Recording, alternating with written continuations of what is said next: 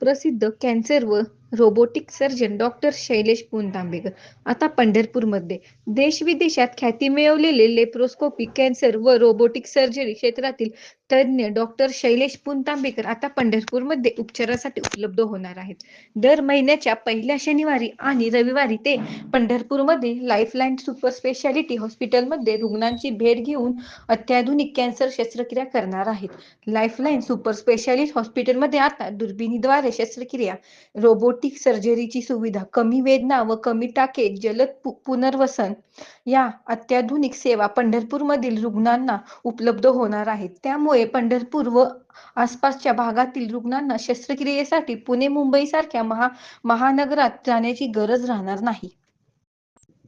तंत्रज्ञान तुम्ही उपयोगात आणताय, तर यात कुठल्या कुठल्या प्रकारच्या कॅन्सरवर उपचार होऊ शकेल या सर्जरीचा? ब्रेनचा कॅन्सर सोडून सगळी ऑपरेशन होतात.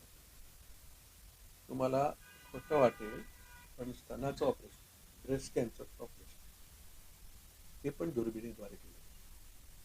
तोंडाचे सगळे कॅन्सर आहेत ते मानेतल्या गाठी दुर्बिणीद्वारे केले जातात. अन्ननलिकेचा कॅन्सर, फुफ्फुसाचा कॅन्सर, जठराचा कॅन्सर, स्वादुपिंडाचा कॅन्सर, तुम्ही जे कॅन्सर सांगतील दुर्बिणीद्वारे करण्याचा आणि ओपन सर्जरी करण्याच्या मागचे फिलॉसॉफी सेमच आहे.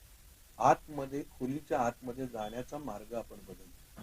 खोलीमध्ये शिरायचं तर दरवाजा उघडून पण शिरू शकतो किंवा खोलीतल्या वस्तू दरवाजात एक की होल आहे, जे आतमधलं होल आहे त्याच्यातनं पण आपण शस्त्र घालून करू शकतो.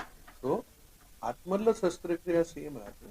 सो कुठलंही ऑपरेशन कॅन्सरचं वरपासून खालपर्यंत तुम्ही घ्या, सगळ्याची ऑपरेशन दुर्बिणीद्वारे केली. सर, प्रत्येक महिन्याच्या पहिल्या रविवारी तुम्ही शनिवार रविवारी lifeline hospital, multi speciality hospital Pandharpur या इथं सर्जरीसाठी उपलब्ध असणार आहे. तर या भागातील किंवा या लाईफलाईन हॉस्पिटलमध्ये या 4-5 जिल्ह्यातून लोक उपचारासाठी येतात, तर त्यांना आव्हान करताना कुठल्या उपचारासाठी यावं अशा सर्व प्रकारच्या ज्यांना शस्त्रक्रिया लागते आहे, पार अगदी हर्निया असू दे, थायरॉइड असू दे, पित्ताशयाच्या पिशवीचं असू दे आणि सर्व प्रकारच्या कॅन्सरच्या शस्त्रक्रिया, सर्व प्रकारच्या मेंदूच्या सोडून सर्व प्रकारच्या शस्त्रक्रिया लाईफलाईन हॉस्पिटलमध्ये केल्या जातील. कारण इथे ICU आहे, CT स्कॅन आहे, सोनोलॉजी आहे आणि ऑपरेशन थिएटर अत्याधुनिक आहे. एवढंच नव्हे तर गरज लागली तर उत्तम कार्डिओलॉजी आणि न्यूरो सर्जन पण उपलब्ध आहे. मग आम्हाला अजून काय आणि आमची टीम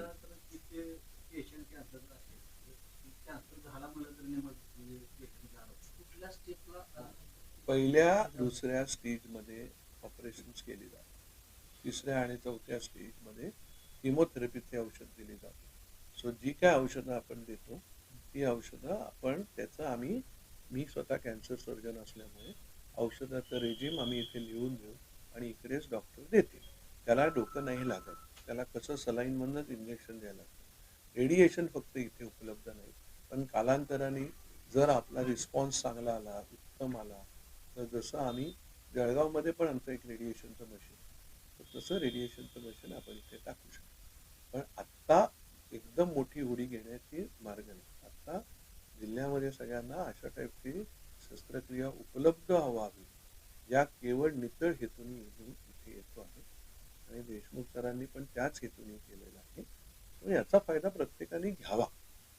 मी 12 वर्ष इनामदारांकडे येतो, जिथे माझी आणि देशमुख सरांची ओळख झाली. सर पण तिथे कामाला होते आणि मी तिथे येतो अकलूजला. पण आता आम्ही इथे येणार आहोत, तर सगळीकडचे पेशंट इथे येऊ शकतात.